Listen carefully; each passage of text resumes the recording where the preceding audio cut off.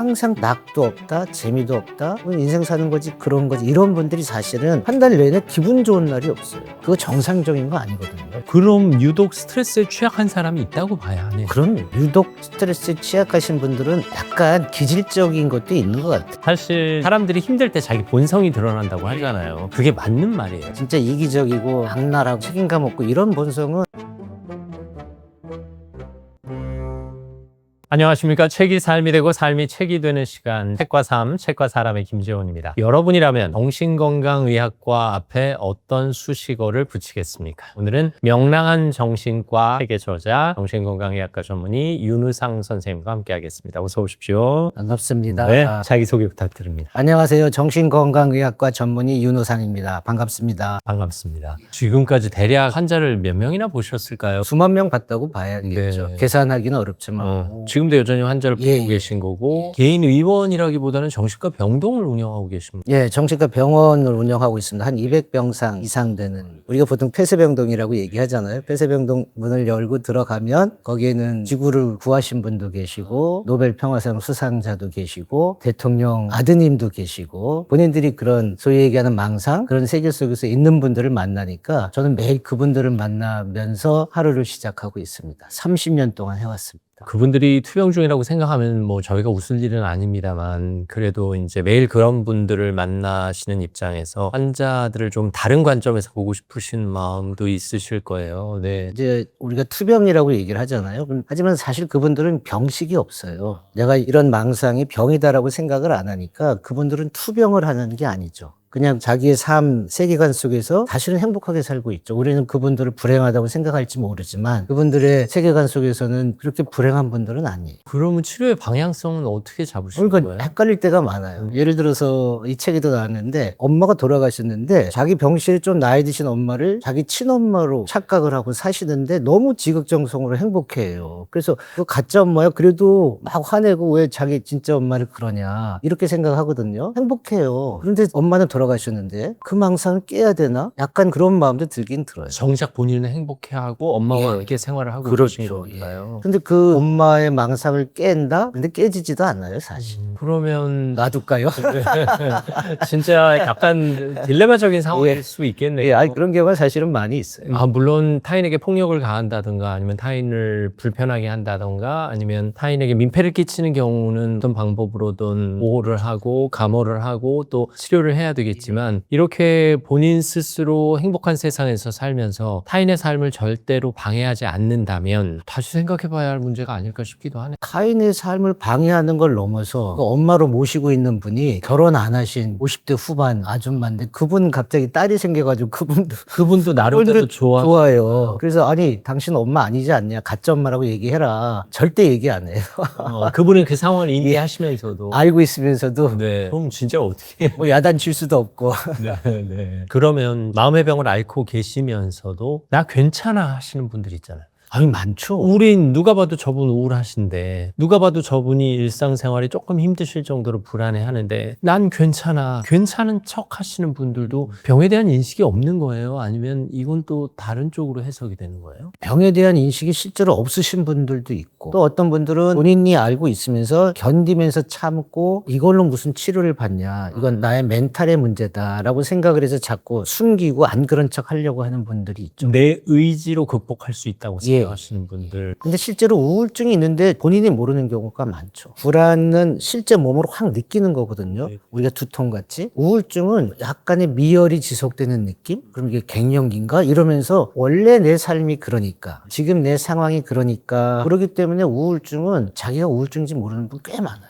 그러면 간과할 때 오는 위험성이 좀 있을까요? 심해지는 경우도 있죠. 어떤 외적인 스트레스가 거기에 더 추가가 되면 그러지 않고 그냥 계속 인생을 평균 점수가 10점이라고 하면 항상 7점, 8점에서 계속 사시는 분이 있어요. 낙도 없다, 재미도 없다, 인생 사는 거지 그런 거지 이런 분들이 사실은 경미한 우울증으로 지속된다고 봐야죠. 그런 분들이 특징이 뭐냐면 한 달 내내 기분 좋은 날이 없어요. 그거 정상적인 거 아니거든요. 어느 날 와 오늘 기분 좋네, 아침에 일어나 와 기분 좋네, 한 한 달에 한두 번은 있어야지 돼요. 그게 정상이에요. 원장님은 어떠세요? 저는 한 달에 한 번, 두 번. 기분 좋은 날?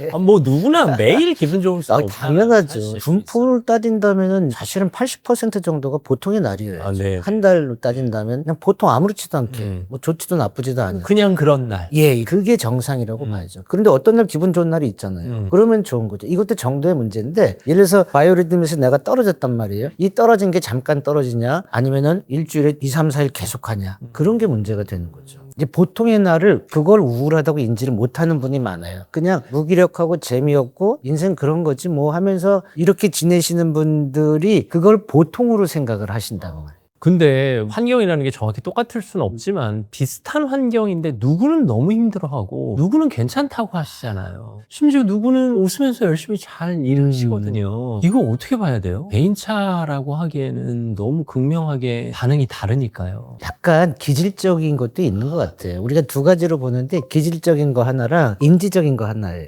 우리가 물 반 남았을 때, 반이나 남았어 하는 사람이 있고, 반뿐이 안 남았어 하는 인지적인 거거든요. 그래서 인지적으로 어떤 스트레스 상황이 왔을 때, 금방, 힘들어, 짜증나 이런 사람이 있고, 스트레스 상황이 왔을 때, 이거는 뭐, 그럴 수 있어. 내가 이길 수 있어 하고 멘탈적인 것도 있지만, 기질적으로도 약간 우물한 기질이 있고, 또 바깥으로 이렇게 회복 탄력성이라고 할까요? 그런 걸로 튀어나가는 사람이 있어서, 그 둘이 같이 교집합처럼 있는 것 같아요. 근데 안 좋은 거는, 기질적으로도 약간 멜랑콜리 하면서, 인지적으로도 어떤 상황이 닥치면 하는 그게 합쳐지면 이제 쉽게 우울증에 빠질 수 있겠죠. 그럼 유독 스트레스에 취약한 사람이 있다고 봐야 하네. 그럼요. 유독 스트레스에 취약하신 분들은 사실 그렇게 스트레스가 많지가 않아요. 그분들은 스트레스를 막 크게 당하지만 사실 스트레스를 많이 받는 사람이 볼 때는 아무것도 아닌 경우가 많아요. 실질적인 영향은 예. 본인은 스트레스를 받는다고 하지만 오히려 스트레스 많이 받는 멘탈 강한 사람들은 오히려 스트레스가 많고, 스트레스에 취약하신 분들은 제가 볼 때 상대적으로 스트레스가 많지 않다고 일면이긴 하지만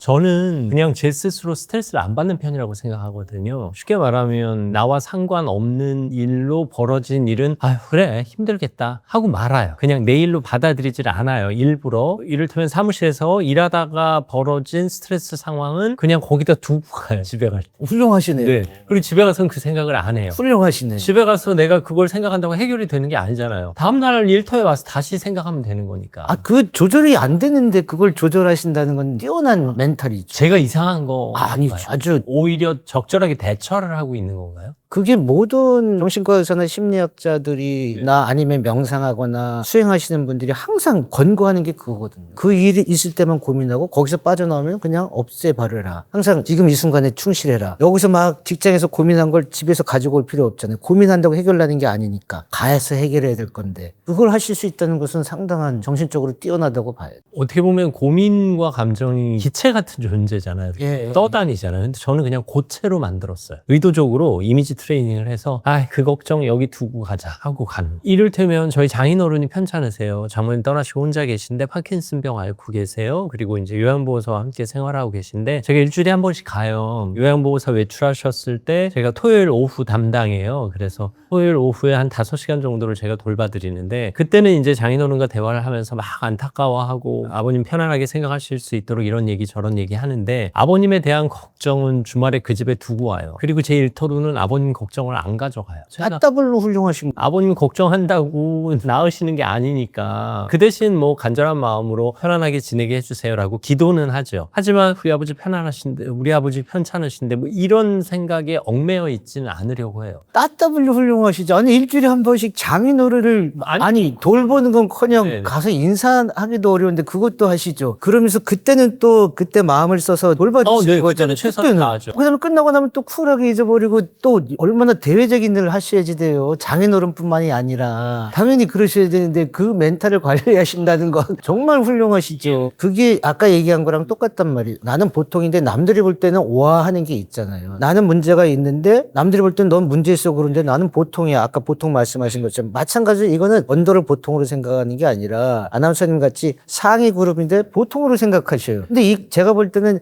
이런 경험담을 콘텐츠로 해주면 정말 많은 분들이 쓸데없는 쓸데없는 자기 개발 유튜버 대신 정말 알짜배기 경험을 얻을 수 있을 것 같은데요. 정신건강의학과의 문턱이 많이 낮아졌어요. 예, 예. 많은 환자들이 실제로 병원에 가서 상담도 많이 받으시고 진료도 받고 치료도 받으시는데 폐쇄병동에 계시는 분들하고는 명확하게 다른 부류의 환자들이잖아요. 거의 당연히. 네, 이 정신건강의학과에서는 환자의 유형을 어떻게 분류하실까 궁금해지네요. 크게는 우리가 보통 이제 정신병이라고 하는 부류가 있고 보통 조현병, 조울증 해서 우리가 소위 이제 이런 표현을 쓰는 미쳤다 하시는 그런 부분이 정신증이라고 얘기를 하고요. 보통 불안, 우울, 뭐 공황장애 이런 부분은 신경증이라고 하는 건데 신경증이라고 하는 것은 지금 거의 20% 정도가 치료를 받아야 되실 분들이고 그런 데는 잘 안 오죠. 지금은 그래도 많이 문턱이 낮아져서 좋은데 폐쇄병동에 입원해 계신 분들은 소위 조현병이나 이러신 분들인데 우리가 사실은 반강제적으로 입원시키는 거잖아요. 왜냐하면은 병식이 없어서 그래요. 병에 대한 인식이 없으니까. 우리가 보통 그러잖아요. 미쳤다고 그러면 나 안 미쳤어 그렇잖아요. 마찬가지로 본인들의 그런 세계관이 있는데 내가 지구를 구하고 있다라고 생각을 하고 있는데 이것을 병이라고 생각을 안 하는 거죠. 아무리 얘기를 해도. 그러니까 이분들을 치료를 해야 되는데 나는 병이 없다고 치료를 안 받으려고 하니까 그렇다고 그냥 놔둘 수는 없잖아요. 그러니까 어쩔 수 없이 약간 반강제적으로 치료를 하게 되고 그냥 문을 열어두면 다 집에 가버리시니까 어쩔 수 없이 문을 닫아놓는 개념인데 폐쇄병동이다. 거기 있는 분들은 막 무섭고 폭력적이다 그러는데 실제로는 폭력적이나 그런 분들은 극히 드물고요. 증상이 좀 심할 때 초기에나 그러지 거의 없어요. 폐쇄라는 그 단어가 붙어서 그렇죠. 조금 오히려 섣부른 공포감을 불러일으키는 게 아닌가요? 그래서 오히려 폐쇄는 나가질 못하게 하는 거잖아요. 요새는 보호병동이라고 얘기를 하거든요. 우리가 보호해주는 그런 개념으로 그렇게 용어 변화가 좀 필요할 것 같아요.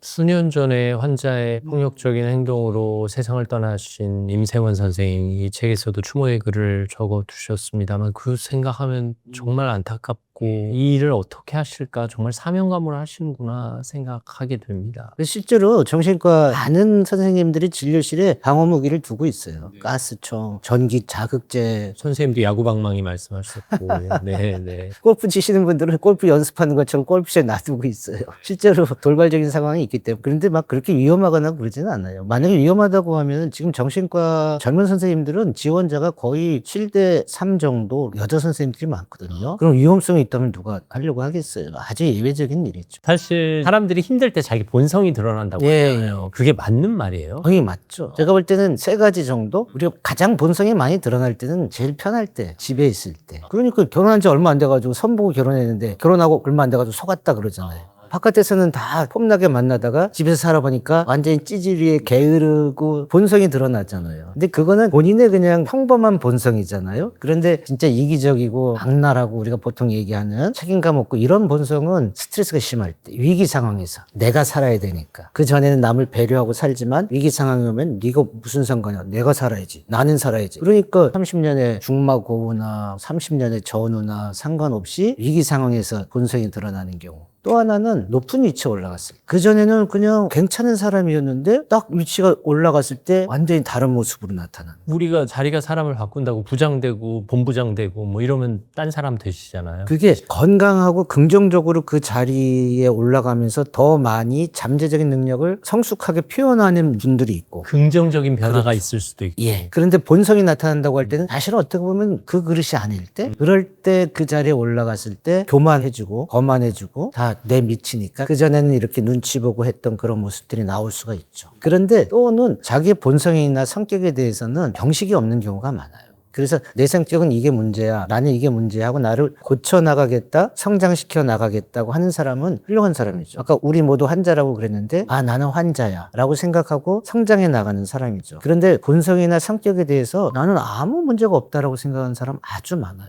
아까 저한테 물어보셨잖아요. 내가 어때라고 남한테 물어보고 귀를 기울인다고 할 때 그럴 경우에는 현실 판단 능력이 건강하게 유지가 그러니까 나를 객관적으로 관찰할 수 있는 능력. 그렇죠. 그게 내부 세계랑 외부 세계를 구분하는 거고 나는 괜찮다고 생각을 했는데 내가 이런 모습이 있어. 네가 생각할 때는 어때? 이게 내부 세계랑 외부 세계를 소통하면서 판단력을 갖는 거잖아요. 이게 제일 중요한 거죠. 그런데 현실 판단 능력이 없는 사람은 남의 얘기를 안 듣는 거죠. 정신과 의사가 아무리 그건 망상입니다 할머니가 얘기해도 안 듣는 거란 말이야. 우리가 어떤 때 우리 팀장님 미쳤어 이런단 말이야. 그러면서 이제 복종은 하지만 밑에 부하들 말을 안 듣는 거예요. 현실은 그게 아닌데 본인은 그게 옳다고 생각을 하고 밑에 있는 사람은 아닙니다 해도 안 들으니까 우리 팀장님 미쳤어 이런단 말이야. 아까처럼 물어보는 거는 정말 아주 나의 성장에 가장 좋은 질문법이죠. 사실 이 책에서도 다양한 사례들을 많이 언급하시는데 저는 가장 인상적이었던 사례가 자신의 환경 속에 매몰되어 있는 한 여성, 할머니와 어머니가 하시는 토목상을 어쩔 수 없이 이어받아서 정말 24시간 할머니와 엄마를 모시고 있는 그 여성 이야기가 되게 안타깝게 느껴졌어요.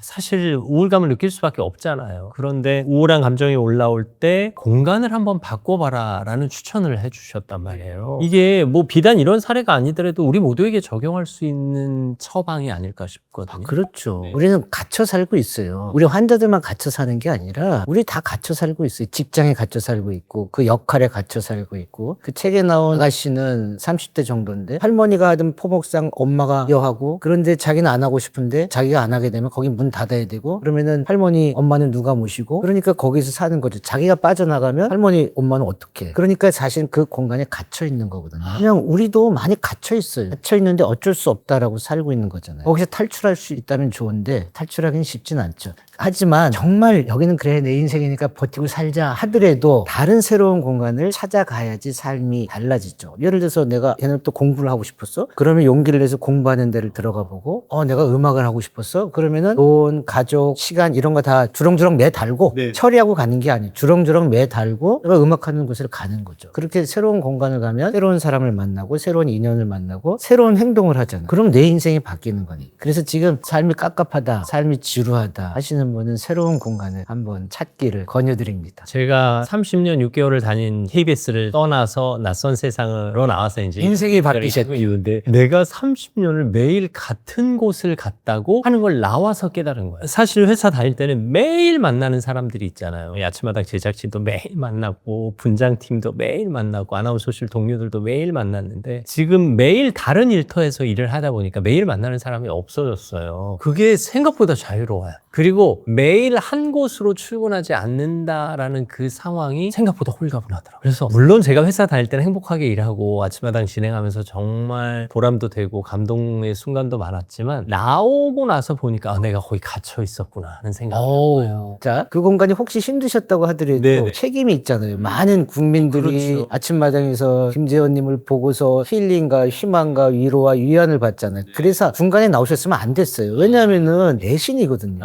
이제 하실 때까지 다 하셨고 이제는 우리도 그래 이제 그만 나가시도 돼. 거기 보내줄 때가 됐다. 그래 이러잖아요. 근데 중간에 나간다고 하면 배신이지 이러거든요. 그러니까 딱 좋을 때 나오셨어요. 저는 일종의 사명감을 가지고 제 그러니까. 자리를 지켰던 거고 이제 나올 때가 되어서 나오니까 더 홀가분한 거네요. 근데 모든 분들이 지켜야 되는 공간은 있어요. 떠나고 싶어도. 하지만 지켜야 되는 공간은 지켜줘야 그래야지 우리 사회가 유지가 되잖아요. 그런데 이 공간에 있으면 내가 숨막혀서 더 이상 내가 못 살겠다 할 때는 나와야지 돼. 이 책 속에서도 실제로 어르신들이 가수 임영웅 씨 좋아하면서 우울증 개선 효과가 있었다고 하셔서요. 임영웅 씨뿐만 아니라 많은 가수의 팬들이 그 가수를 좋아함으로써 무기력에서 벗어났다 이런 이야기들을 하는데 이게 의학적으로도 검증을 할 수 있는 효과인 거예요? 의학적이라기보다는 실제적으로 확인된 사실이죠. 그러니까 의학적으로 검증된 것보다 더 확실한 팩트죠. 우리가 어떤 상황이 되면 다 논리적으로 의학적인 베이스를 따지려고 하잖아요. 세상에 어떻게 더 의학적인 베이스로 따질 수 있겠어요. 그렇죠. 이 만남을 그 할머니가 임영웅하고의 만남을 어떻게 의학적으로 뇌 구조로 도파민이 어쩌고 말이 안 되잖아요. 그냥 어떤 만남의 순간에서 치유의 섬광이 쫙 펼치면서 그냥 한순간에 임영웅의 노래를 듣고 태도를 보면서 힐링이 됐잖아요. 제 생각에는 임영웅이라는 가수가 다른 가수랑 차별화되는 거라면 치유 능력 있는 가수. 그것이 MZ세대한테는 안 통해요. 이상하게. 세대별 차이가 있는 거예요. 그거를 이제 미스테리한 거죠. 왜냐면은 아이돌을 할머니 할아버지 안 좋아하고 그 어린애들이 좋아하는 것처럼 임영웅이 갖고 있는 특징은 60대 이상의 어머님 세대들한테 이상한 치유 능력을 갖고 있다고 봐야죠. 그러니까 보통의 그냥 팬덤이 아니고 그거는 미스테리하다고 봐야죠. 어떻게 설명하겠어요? 대한민국이 처음이잖아요. 대중문화에 관심이 없고 그다음에 팬덤을 형성할 수 없는 이제 삶 얼마 안 남았어 내 인생 뭐 이러고 살아야지 하는 분들이 갑자기 소녀처럼 다 꽃 피어나게 만든 가수가 대한민국에 있었나요? 이명웅이라는 가수가 갖고 있는 그 치유적인 능력 그것이 이런 우리가 소위 불안감을 통해서 나타나는 거죠. 그 정도까지 나타난 건 대단한 거예요. 예를 들어 싸이 같은 가수는 가야지 돼요. 현장에 가서 거기서 싸이의 이거를 느껴야지 팍 느껴지는 거죠. 만약에 싸이를 불안감에서 보면 좀 훨씬 덜해요. 근데 이명웅 같은 경우는 직접 안 봐도 다르죠. 사이코 드라마 치료법을 많이 쓰시나 봐요. 이 책 속에서도 가짜 장례식을 통해서 치유받은 환자 이야기를 해주셨는데 이게 치료 효과가 확실한 거죠? 어떤 상황인지 설명을 좀 해주신다. 사이코 드라마를 심리극이라고 하는데 연극을 통해서 심리 치유하는 기법이에요. 예를 들어서 팀장한테 막 너무 스트레스 받아가지고 화가 나가지고 정말 직장을 그만둘까 때려칠까 막 죽고 싶다 이런 화가 있는데 상사한테 가가지고 야 이 자식아 네가 다야 하고 막 두들겨 팰 수 없잖아요. 그러면 큰일 나니까. 그런데 연극적으로 직장 상사 대역을 세워놓고 그 사람한테 직접 야 이 자식아 네가 상사면 다야 이 자식아 하고 막 머리채 집어 뜯고 막 두들겨 패고 몽둥이 같은 걸 같이 그 사람 직접 때리는 건 아니지만 하면서 직접 그 사람한테 내 마음을 다 표현하는 거거든요. 환자 본인이 직접. 그렇죠. 그러니까 배우들이 하는 걸 보는 게 아니라. 이게 보는 게 아니라 아나운서님을 팀장 역할로 시키고 내가 그 주인공 지금은 일반인들이 많이 해요. 환자보다는 하긴 어떤 프로그램에서 예. 프로그램에서 그 심리극 봤어요. 프로그램 하잖아요. 네. 그렇게 하는 거예요. 그래서 환자들하고 하는 것보다 지금은 그냥 일반인 대상으로 더 많이 해요. 직접 대놓고 팀장님이라고 막 화내고 막 야단치고 너 무릎 꿇으라고 막 무릎도 꿇리고. 그럼 제가 무릎을 꿇는 것만 아니야.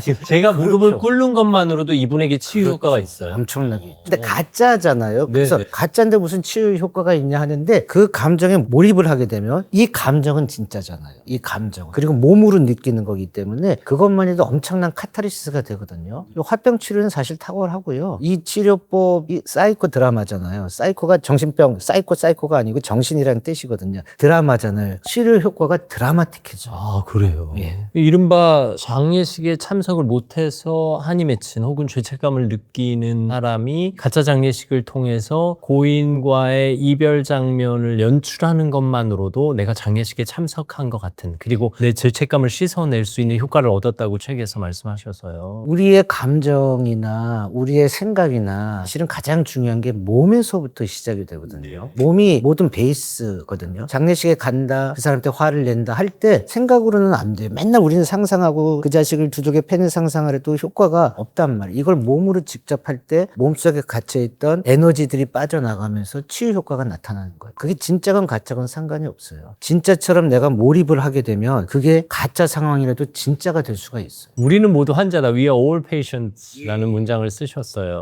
어떤 관점에서 말씀을 하셨을까? 불안, 우울 없는 사람이 없잖아요. 그래서 정신과 질환은 있냐 없냐 하는 질적인 문제가 아니라 어느 정도냐 하는 양적인 문제인 거죠. 우리가 폐쇄병동에 입원해 있는 환자분들이 조현병, 망상이라고 하잖아요. 소위 미쳤다고 얘기하시는 분들, 현실 판단 능력이 떨어지는 분들이거든요. 근데 의학적으로 얘기하면 현실 판단 능력이 내부 세계랑 외부 세계를 구분 못하는 거예요. 나는 내가 잘생겼다고 생각하는데 남들은 다 별로라고 생각을 해요. 그런데 저는 그 세계 속에 있단 말이에요. 친구가 너 그렇게 잘생기지 못했어? 그럼 너나 질투하냐? 이런단 말이에요. 이게 내부 세계랑 외부 세계를 구분 못하는 거고 현실 판단 능력을 못하는 거거든요. 이걸 우리가 미쳤다고 하는데 그런 경우 많잖아요. 직장에 있으면서 제가 제 눈빛 보니까 나를 싫어하는 것 같아. 이게 뭐예요? 피해망상이죠. 이 생각은 갖고 있지만 그냥 멀쩡하게 살고 있잖아요. 그런데 어느 날 그 친구한테 가서 너 나 미워하지? 그럼 그 친구가 뭐라 그러겠어요? 너 이러잖아요. 그것처럼 갖고는 있지만 정도의 문제인 거죠. 이것이 드러나서 나나 남에게 해가 될 때 그때 우리가 소위 얘기해서 이정상이라고 얘기하는데 사실은 겉으로 드러나지 않지만 그렇게 생각하는 사람은 많고 많죠. 대부분 그렇게 생각하시겠죠. 그렇기 때문에 아나운서님도 환자, 나도 환자, 우리 실제로 그렇게 겉으로 드러나는 분도 환자. 하지만 정도의 문제, 그것이 나한테 해가 되고 남한테 해가 될 정도가 될 때 그때 우리가 비정상이라고 하는 것 뿐이지 정상과 비정상을 나누기는 쉽지는 않아요. 명랑한 정신과 책 보면서 원장님께서 환자들의 아픔을 들어주는 것만으로도 그분들의 고통이 헤아림을 받는 것 같은 느낌을 들었거든요. 그러니까 사실 앞서 말씀드린 대로 우리가 어디가 조금 아프다고 무조건 병원에 가는 건 아니니까 마음이 아플 때도 병원 가기 직전 단계에서 누군가 나의 이야기를 들어줄 사람이 있다는 것만으로도 나의 아픔이 치료될 수 있는 것이기 때문에 그때그때 작은 아픔들을 나를 치료하고 가야겠다. 내 얘기를 들어주고 나를 위로해주고 지지해줄 동반자는 진짜 필요하구나 하는 생각을 했거든요. 정신과가 좀 다른 과랑 다른 게, 딴 과는 치료라는 단어를 쓴다면 저는 정신과는 치유라는 단어를 쓰고 싶어요. 치료는 의사만 해요. 근데 치유는 사랑하는 사람, 나를 옆에서 지켜주는 사람, 내 말을 들어주는 사람, 나를 공감해주는 사람이 할 수가 있어요. 그리고 치료는 의사가 일방적으로 해요. 환자가 그냥 가만히 주는 대로 시키는 대로 해야 되는 거예요. 근데 치유는 이 사람을 통해서 내 스스로 이야기를 듣고서 내 스스로 아 맞아 고마워 네 말이 그랬구나 하고 내 스스로 에너지를 내서 내가 나를 치유하는 거거든요. 둘이 같이 치료하는 게 치유거든요. 그래서 정신과 의사도 커뮤니케이션이 돼야죠. 우리가 소위 얘기하는 라뽀, 관계가 형성이 돼야지 치료하잖아요. 근데 외과 의사는 관계 형성 안 돼도 돼요. 친절하면서 수술 못하면 좋아요? 안 좋죠. 하나도 안 친절해도 수술만 잘하면 감사합니다 이러죠. 정신과 의사는 친절 안 하면 안 되는 거예요. 친절 안 하고 약만 준다? 그거는 정신과 의사를 치료자로 생각하는 거겠죠. 이 폐쇄병동 있는 환자분들이 막 무섭고 그런 환자들은 안 명랑해요. 그분들은 자기 인생을 또 나름대로 그 세계관 속에서 열심히 잘 살고 있어요. 서로 도와주고 서로 또 아웅다웅 다투기도 하고. 저도 그 환자분들을 많이 닮아가는 것 같아요. 네. 이 책이 알게 모르게 쌓여있는 마음의 장벽을 허무는 데는 아주 큰 효과가 있지 않을까 생각합니다. 오늘은 명랑한 정신과의 저자, 정신건강의학과 전문의 윤우상 선생님과 함께했습니다. 오늘 말씀 감사합니다. 예, 감사합니다. 삶 속에서 내가 추구하고 있는 가치가 제대로 된 가치인가는 한 번쯤 확인해 볼 필요가 있다는 생각했습니다. 저는 다음 시간에도 여러분 곁에 있겠습니다. 오늘도 감사합니다.